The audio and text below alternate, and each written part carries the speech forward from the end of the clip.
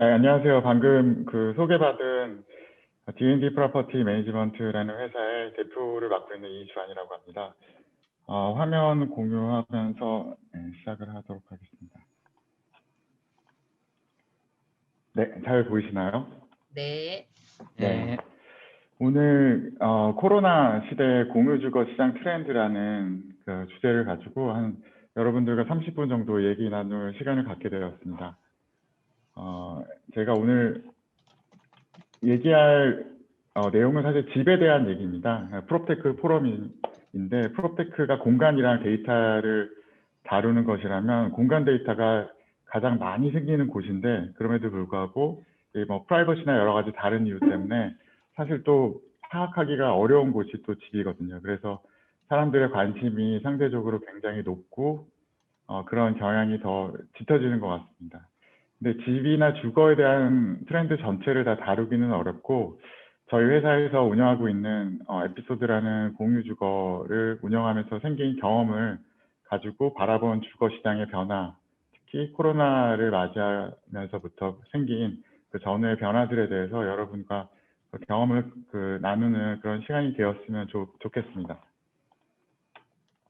우선 본 내용 들어가기 전에 회사에 대해서 간단하게 소개를 드릴게요. D&D 프로퍼티 매니지먼트라는 회사는 SK 디스커버리 지주 회사의 프로퍼티 매니지먼트 솔루션 회사입니다.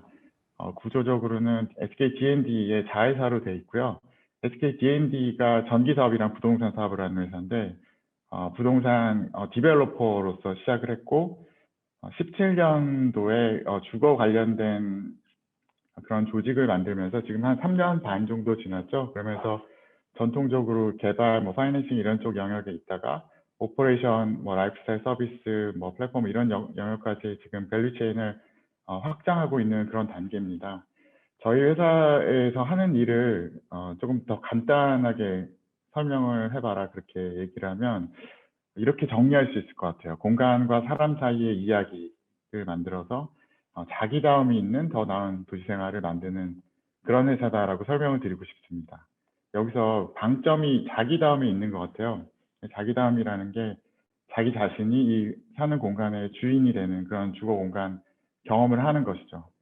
자기가 주인이 되는 공간이라고 했을 때 제가 생각나는 장면이 하나가 있었는데 여러분 이분은 이 정원의 주인일까요?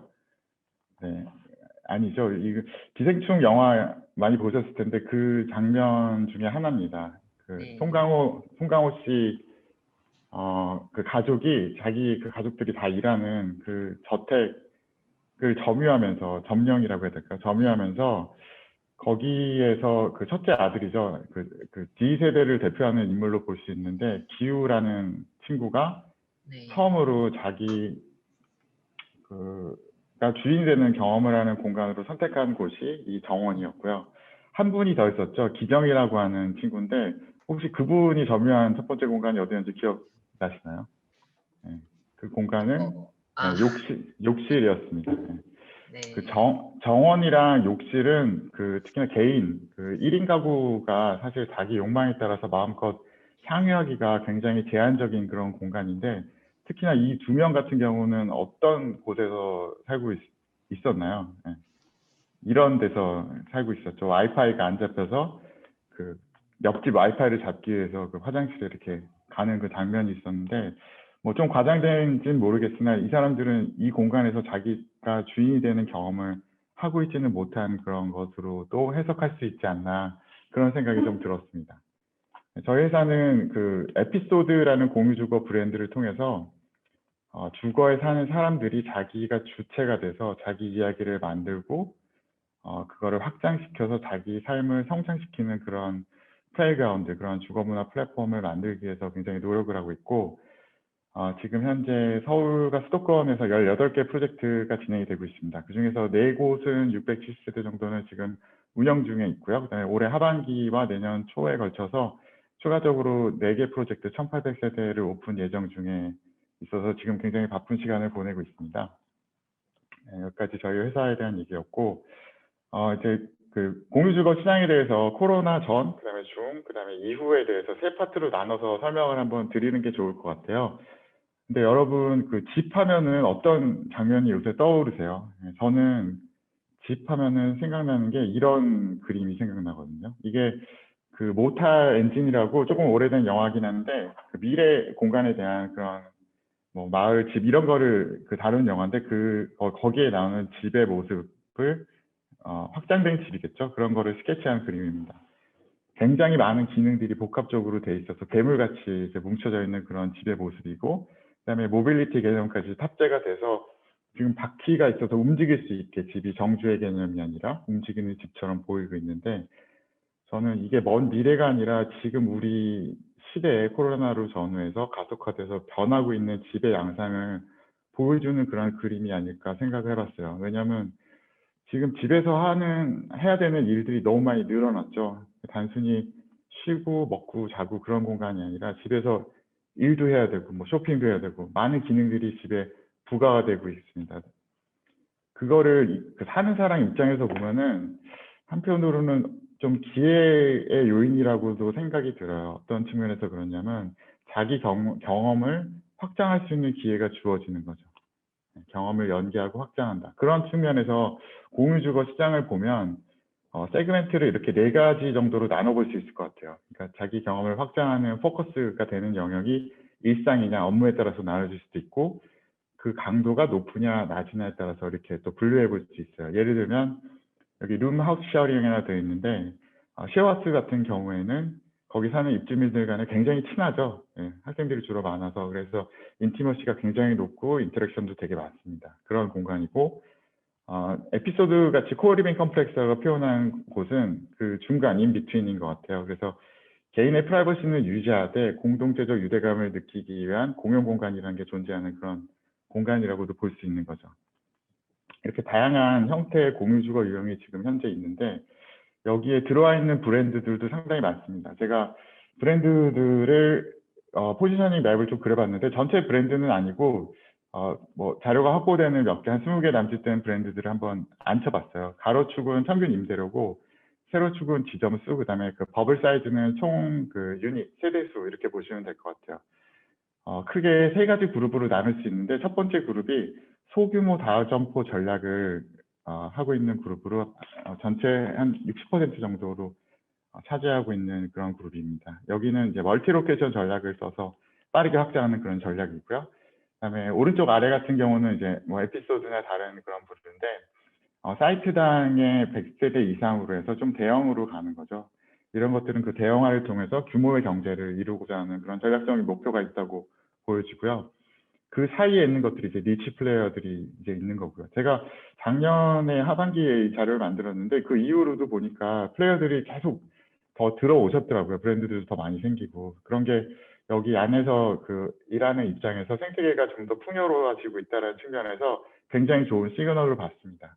근데 그분들이 이런 시장에 들어오고 있는 이유는 수요가 있고 그다음에 포텐셜이 확인이 됐기 때문에 들어오시고 있다라고 보여지거든요. 그래서 수요 측면을 살펴보면은 전체 2039 1인 가구 임차 가구 중에서 현재는 페네트레이션 레이트 1% 정도로 시딩 단계라고는 보여집니다. 근데 저희보다 먼저 진행을 했던 인도나 이런 다른 이머징 시장을 보면은 전체 1인 가구 중에서 한 4% 정도를 차지하는 거로 봐서 그 단계까지 우리도 빠르게 성장할 수 있고, 그다음에 2028년 정도까지는 한 8% 정도까지 성장을 해서 지금 한 22,000 가구 정도 되는데 한 10배 정도 20만 가구 이상으로 성장을 할 수요를 가지고 있다라고 분석이 되었습니다.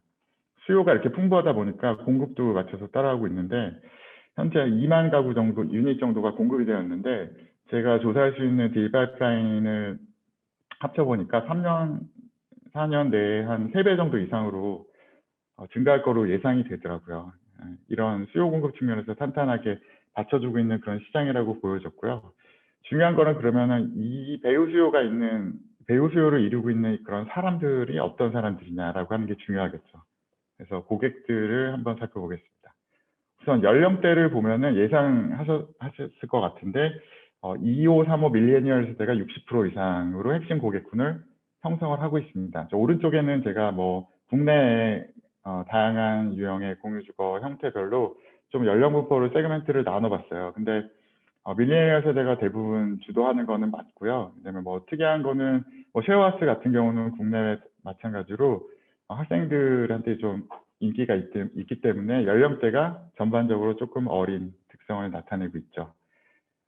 지금 한 2, 3년 지나면은 이제 밀레니얼 세대가 범위가 좀 넓긴 한데 이 사람들이 초혼을 하는 그런 30대 초반의 연령대가 돌아야 하고 그다음에 D세대라고 그러죠. 밀레니얼 다음 세대인 세대들이 독립을 하는 25세가 되는 시점이 다가옵니다. 그때가 되면 지금 이 시장을 주도하고 있는 그 고객군이 밀레니얼에서 D세대로 넘어갈 거다 이렇게 예상을 하고 있는데 요새는 되게 모든 게 다 빠른 것 같아요. 그래서 벌써 에피소드 사람들을 보면은 벌써 이 현상이 가속화되고 있는 모습이 보여지는 것 같습니다.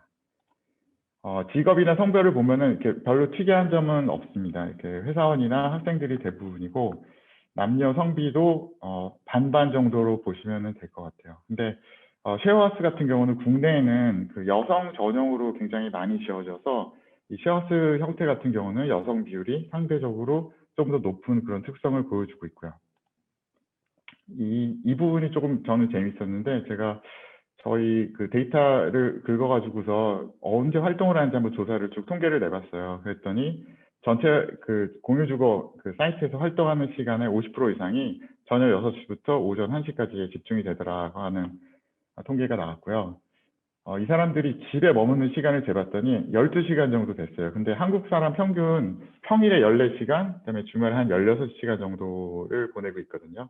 그거에 비해서는 두세 시간이 적은 거죠. 그러니까 밖에서 더 바쁘게 움직이고 있는 사람들이다라는 거고, 피크타임은 오후 6시부터 10시까지, 그 다음에 작년에 조사에서 아마 코로나 때문에 최근 더 늘어났을 텐데 주중에 활동하는 증가 추세가 그때 보여주고 있다고 파악을 했거든요. 근데 이 부분은 더 늘어났을 거로 지금은 그렇게 생각이 됩니다. 정리를 하면 이 사람들은 더 바쁘게 생활하고 있는데 뭔가 더 해보고 싶고 더 경험하고 싶은 그런 활동적인 그런 유형의 사람들이 아닐까라고 정리할 수 있을 것 같아요.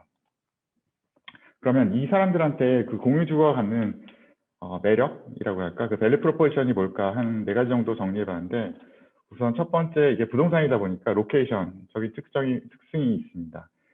이거 표는 제가 지하철역에서부터 공유주거까지 거리를 한번 통계를 내봤어요. 그래서 뭐 3가지 유형, 앞서서 말씀드린 3가지 유형에 따라서 통계를 내봤는데 룸 쉐어하우스 유형 같은 경우는 평균적으로 425m 정도가 떨어져 있고 코리빙 컴플렉스는 442m, 기업형 임대주택은 그거보다 더 가까이 떨어져 있는 것으로 나타나 있죠.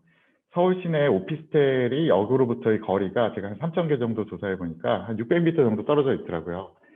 그거에 비하면 상대적으로 더 역에 가깝다. 그래서 이 바쁜 사람들이 집주 근접의 열망을 실현하는데 더 유리한 로케이션에 위치를 하고 있다는 게 첫 번째 특징으로 보여집니다.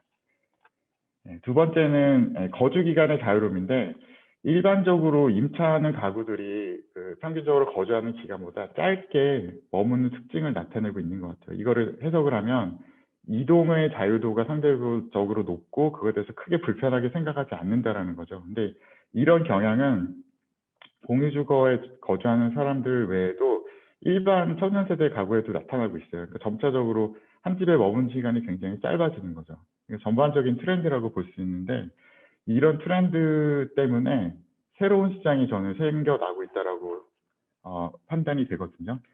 이 표는 보시면은 그 가로축은 이제 거주 기간이에요. 그러니까 왼쪽은 짧고 오른쪽은 길고, 그다음에 왼쪽의 세로축은 그 ADR이라고 호텔에서 왜 하루 그 숙박비 계산하잖아요.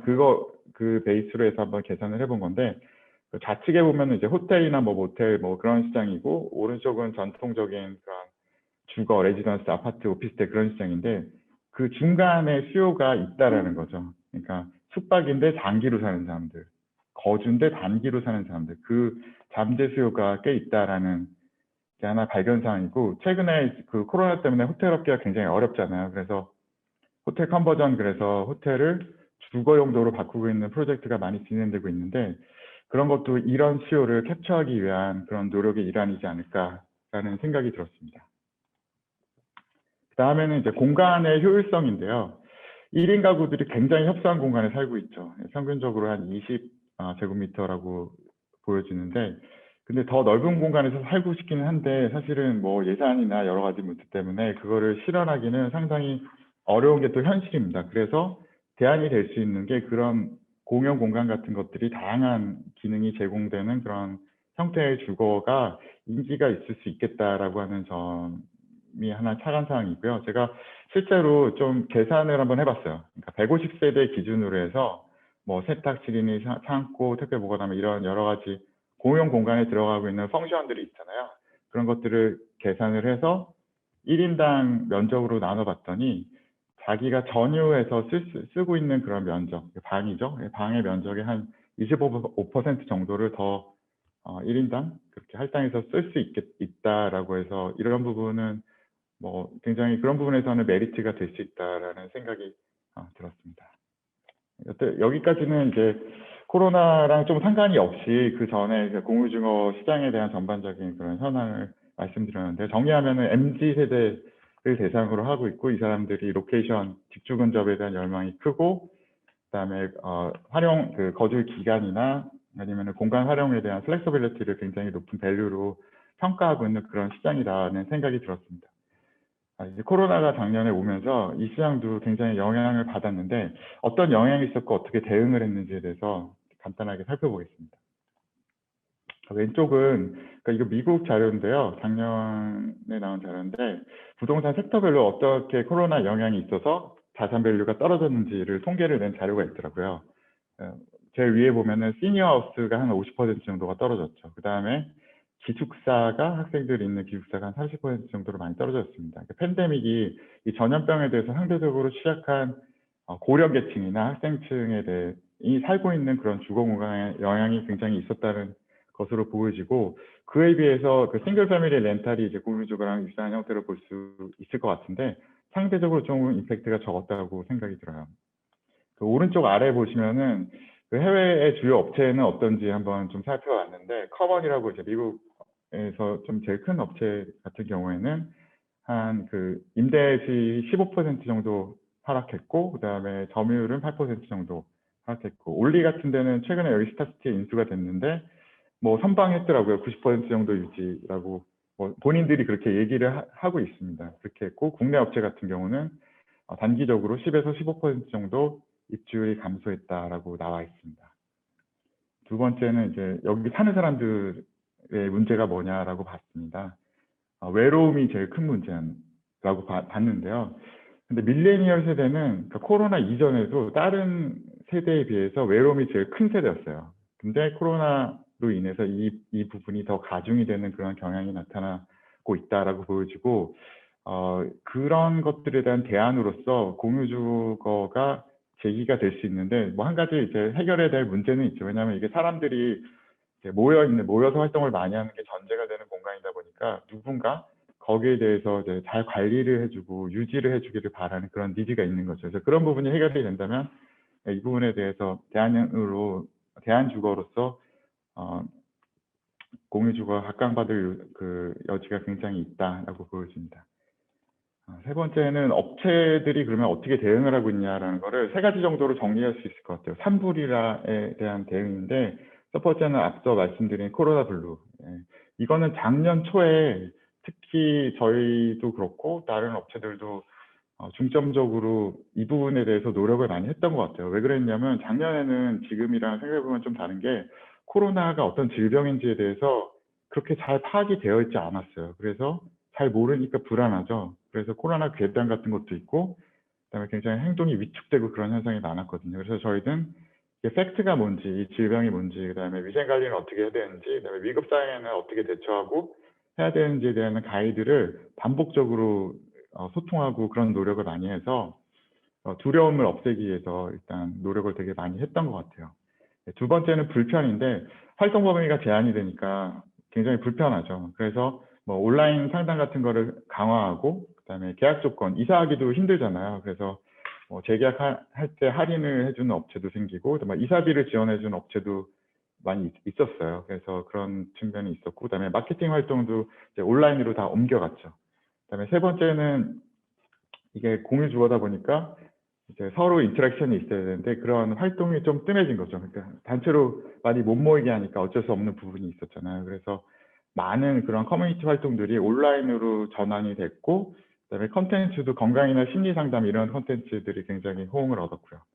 그럼에도 불구하고 여전히 이제 대면 교류에 대한 니즈는 있잖아요, 사람들이. 이제 그런 부분에 대해서는 어떻게 보면은 그 입주자들 간에 공유주가 아닌 사람들끼리 친밀도가 높아서 약간 검증된 이웃이라는 느낌이 강하거든요. 그래서 자기들끼리 그 스몰 그룹 같은 그런 커뮤니티 활동을 만들어서 활동을 하는 비율이 되게 높아져서 저희 같은 경우도 68% 정도로 커뮤니티 활동 중에서 자체적인 자발적인 활동 비율이 그렇게 증가한 모습을 보여주고 있는데, 그런 부분은 되게 고무적이었습니다.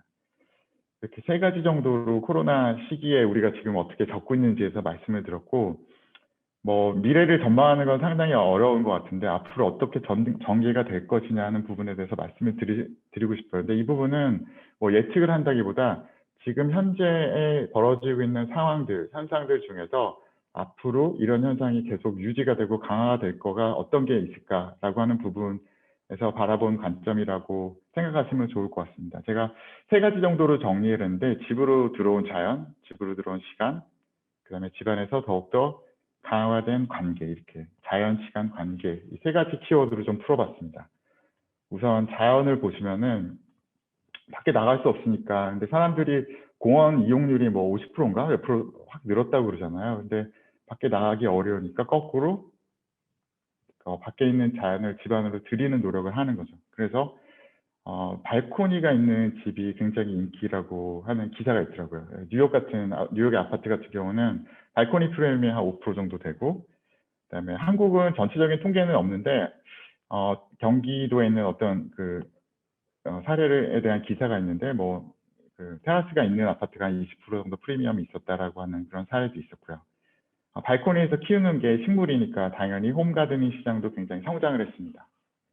근데 아까 앞서서 말씀드렸지만 이게 주거가 밤의 사업이잖아요. 그래서 저녁에 오니까 사실상 그 자연광을, 태양빛을 즐길 수 있는 여유는 물리적으로 잘 허용이 안 될 가능성이 높아요. 그래서 이런 배경 때문에 저는 조명 시장이, 밤의 태양 조명이라고 그러는데, 조명 시장이 좀 각광을 받고 성장을 하지 않았나. 그래서 그 네이버 트렌드에 제가 좀 키워드를 검색을 해봤는데 2016년도부터 보면은 조명에 대한 키워드 검색량이 굉장히 늘고 있어요. 근데 이거보다 더 유의미한 건 뭐냐면 무드등, 공간 조명, 이렇게 조명에 대한 니즈가 굉장히 스페시픽하게 디테일해졌다는 거거든요. 그러니까 사람들이 이미 조명에 대한 관심은 높은데 거기에 대한 니즈가 더 증가했다는 거죠. 그 오른쪽에를 보면은 조금 재미있는 결과인데, 조명이랑 인테리어 키워드를 비교해 봤거든요. 조명에 대한 키워드는 늘어나고 있는데 인테리어에 대한 키워드가 줄어들고 있어요. 근데 인테리어, 집에 있는 시간이 많아지니까 인테리어에 대한 수요는 굉장히 늘어났잖아요. 근데 왜 이 검색량이 감소했을까라는 거를 생각을 해보니까 앞서 말씀드린 조명이 이제 무드등이나 공간 조명 같은 디테일한 그 키워드로 변한 것처럼 인테리어 같은 키워드 자체도 뭐 오늘의 집이나 뭐 집 꾸미기, 뭐 가전, 가구 이런 식으로 더 스페시픽한 니즈로 변해갔다라는 사실을 알게 되었고요. 그렇게 해석하는 게 더 맞을 것 같아요. 그다음에 두 번째는 시간입니다. 예, 많은 분들이 공감하실 텐데 집에서 체류하는 시간이 늘어났습니다. 예, 외국 같은 경우 기사를 보니까 평균적으로 4시간에서 5시간 정도가 늘어났더라고요. 예, 저희가 에피소드 입주자 대상으로 조사를 해보니까 한 4시간 정도 늘어난 것 같아요. 그렇게 됐고, 그다음에 일도 집으로 들어가게 됐죠. 일하는 시간 자체. 그래서 뭐 재택근무가 늘어나고 예, 집에서 일하는 시간이 늘어나는 거는 사실이죠. 이렇게 물리적으로 집에서 보내는 시간도 늘어났는데 사람들이 생각하는 시간의 개념도 확장이 됐다는 생각이 들어요. 그 앞에서 말씀드렸는데 인테리어, 집 꾸미기에 대한 니즈가 늘어났잖아요. 근데 그 반대편에 있는 집을 정리한다는 그런 니즈도 동시에, 그러니까 양극단의 니즈가 늘어난 현상을 보이는 거로 제가 판단을 했습니다. 그래서 이런 현상을 좀 시간을 돌이켜서 살펴보면은 일본에도 이런 정리에 대한 열풍이 분 적이 꽤 많았거든요. 여러분 뭐 아시겠지만 뭐 단사리, 이렇게 뭐 끊고 버리고 떠난다는 뜻이죠. 그런 거랑 곤도마리에 뭐 집 정리하는 거, 이런 책들이 굉장히 인기를 얻었는데 그 시점이 언제냐면 후쿠시마 원전 사태 전후입니다. 어떤 사회심리학자가 이거를 해석한 게 하나 있었는데, 그러니까 후쿠시마 원전 사태가 그러니까 지진이잖아요. 지진이 나서 집 안에 있는 물건들이 다 밖으로 나온 거죠. 그래서 자기가 그걸 목도하면서 자기가 그동안 얼마나 쓸데없는 물건을 많이 지고 입고 살았는지 보면서 정리에 대한 그런 욕구가 되게 많이 늘어났고, 그다음에 사람들이 죽어나가는 걸 보면서 자기가 생각하는 시간, 그러니까 현재뿐만 아니라 먼 미래에 대한, 이거를 뭐 공포관리 이론에서는 죽음의 현저성이라고 얘기를 하더라고요. 그래서 자기가 인지하는 시간 자체가 늘어나서 이런 정리에 대한 프로그램이나 뭐 TV 프로그램, 책 이런 것들이 인기가 있지 않나. 그렇게 좀 해석을 하는 것도 뭐 하나 재미있는 포인트가 아닐까 생각이 듭니다. 세 번째는 이제 관계에 대한 내용입니다. 그 프로제믹스라고 그 근접학이라고 한국어로는 번역이 되는데, 그 사회적 거리에 대한 거를 연구하는 학문이 있는데, 최근에 굉장히 재밌는 그런 연구 결과가 있어서 하나 가져와 봤어요. 그러니까 한국은 그 대인 간의 그 사회적 거리가, 평균적인 거리가 서양보다 조금 멀잖아요. 좀 이제 거리를 두고 얘기하고 이제 그러는데, 그런 거리가 코로나 확진 속도와 어떤 관계가 있느냐 했을 때, 뭐 거리가 멀수록 증가율이 감소하고, 뭐 어떻게 보면 되게 당연한 얘기인데, 이 반대의 경우가 시사점이 있는 것 같아요. 그러니까 코로나 바이러스 전파 때문에 사회적인 거리가 바뀔 거라는 거죠. 사람들이 인식하는 사회적 거리가. 그래서 여기 밑에 표에 보면은, 이거 독일 응답자 대상으로 조사한 건데, 코로나 이전에는 사람들이 생각하는 사회적 거리가 1.18m였다가 코로나 중에는 1.8m로 바뀌고, 코로나가 끝나더라도 사회적 거리가 예전으로 회복되지 않을 거라고 생각한다는 거죠. 그 밖에 있는 관계는 거리두기가 어느 정도 지속될 거라 하는 사람들의 인식이 있다는 거죠. 이런 인식 때문에 집 안에서의 관계가 더 강화된다라고 생각을 했어요.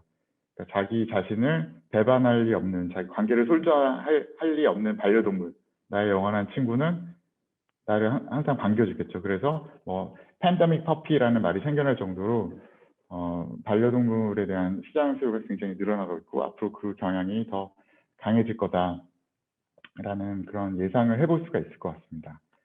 이런 제가 세 가지 말씀드렸는데, 공간, 시간, 관계 이렇게 예상이 들었는데, 이것들이 이런 시설을 운영하고 있는 저희 같은 업체한테 어떤 의미일까라는 거를 생각해 봤을 때, 결국은 다 같이 집 안에 있는 사람, 그다음에 집 주변의 이웃들과 같이 다 잘 지내야 되는 거 아니냐. 그러니까 서스테이너빌리티 관점에서 지속 가능한 가능성을 생각해 봐야 되는 거 아니냐라는 그런 의미가 있는 것 같아요. 그래서 뭐 저희 뭐 에피소드 사례를 들면, 저희도 뭐 완벽하게 다 실행을 하고 있지 못해서 이런 노력을 계속 하고 있거든요. 그래서 예를 들면은 뭐 친환경 설계 건축을 적용하기 위해서 노력하고 있고, 그다음에 좀 더 이제 노력하는 부분이 지역과의 공존, 공생을 위해서 노력을 하고 있어요. 그러니까 로컬 상점이 어렵잖아요. 그래서 소개를 한다든지 그분을 초빙해서 커뮤니티 프로그램을 진행한다든지 이런 노력을 계속 하고 있고, 그다음에 뭐 공유 모빌리티나 가구 렌탈을 통해서 자원 재활용 같은 것들에 대한 노력도 하고 있고, 그다음에 뭐 음식물 쓰레기 같은 거 제일 문제잖아요. 그런 것들을 친환경적으로 어떻게 처리할 수 있을까라는 부분에서 저희가 고민을 계속하고 실험을 하고 있습니다. 이런 부분이 어쨌든 지속 가능해야 계속 사업도 유지가 되고, 그다음에 거기 사는 사람들한테도 혜택이 돌아가고 그럴 수 있다라는 생각이 들어서 이런 부분이 앞으로도 계속 유지가 되지 않을까라는 생각이 들었습니다. 네, 끝으로 이제 뭐 결말인데요.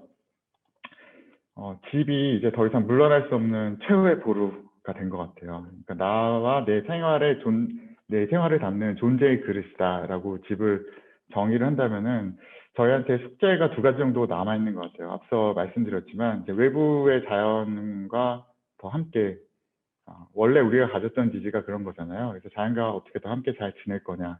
그 다음에 아까 이제 버리기, 뭐 정리하기, 열풍 그런 거 말씀드렸는데, 더 적은 자원과 물건을 통해서 어떻게 더 효과적으로 만족스럽게 더 살 것인가. 이런 두 가지 숙제가, 궁극적인 숙제가 저희한테 남겨져 있는 것 같아요. 아직 뭐 정확한 해답을 찾았다고는 말씀드릴 수는 없을 것 같은데, 방향성은 두 개 단어로 제가 정리를 해볼 수 있을 것 같거든요. 그 중에 첫 번째가 경험입니다.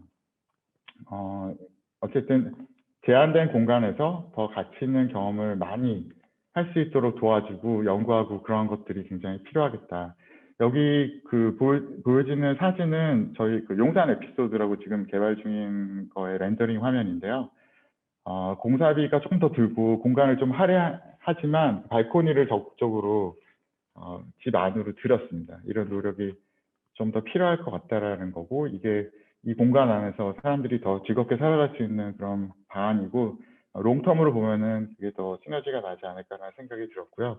이런 경험을 혼자 하면 안 되겠죠. 그래서 사람들이랑 같이 경험을 나누고 확장시켜야 된다는 측면에서 사람과 사람 사이에 의미 있는 연결이 중요하겠다라는 생각을 했습니다. 이 화면에 보이는 거는 역시 용산 에피소드의 사례인데요.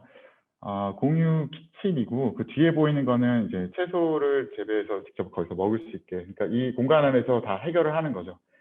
그런 솔루션을 갖추고 있는 스마트팜을 지금 계획해서 진행을 하고 있는데, 이 공간, 가치 있는 공간 경험, 그다음에 그거를 사람들과 연결하고 소통하는 이 두 가지, 이게 굉장히 중요하다고 봤고, 이 두 가지를 통해서 결국 궁극적으로는 그 도시 생활을 재밌게 하고 즐거운 이야기를, 자기가 살아가는 기간은 짧지만 그 안에 있는 동안 즐거운 이야기를 만들어 나가는 게 궁극적인 방향 아닌가, 그렇게 생각이 들었습니다. 저희 그 에피소드 브랜드 슬로건이 Make Your Own 에피소드입니다. 당신 자신의 이야기를 잘 만들기를 바란다는 뜻에서 이렇게 지었고요. 여러분도 그 여러분이 있는 자리에서 즐거운 이야기, 행복한 이야기를 많이 만드셨으면 좋겠다라고 생각하는 바람을 가지고 오늘 강의를 준비했고, 예, 뭐 여기까지 이제 발표를 마치겠습니다. 제가 오늘 말씀드린 내용은 앞에 그 초반부 부분은 그 작년에 발행한 공유주거 트렌드 리포트 안에 있고요. 그다음에 4월 달에 그 코로나 이후의 그 삶의 형태에 대해서 오늘 조금 말씀드렸는데, 그 정리한 거를 다시 발간할 예정이라서 나오면은 또 여러분께 연락드리고, 뭐 따로 배워도 좋고 뭐 계속 연락했으면 좋겠습니다. 오늘 저기 들어주셔서 정말 감사합니다. 네. 감사합니다.